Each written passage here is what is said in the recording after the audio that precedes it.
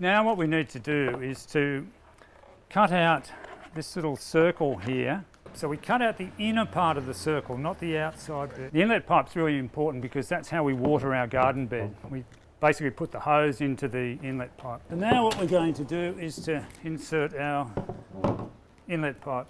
You'll notice there's 3 lugs at the bottom of our pipe there.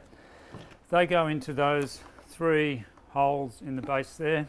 And now you can see they've gone through the bottom, so we know we've put that in properly. And that won't come out now at all. Now, one of the important things to work out is, where am I going to put my inlet pipe?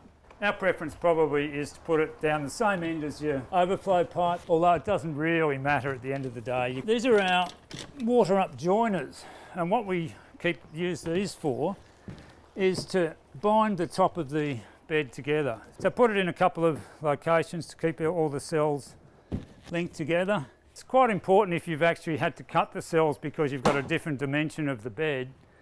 So what we'll do now, before we fill it with soil, these sections here, the 4 feet that the cells stand on, we're going to fill that with perlite.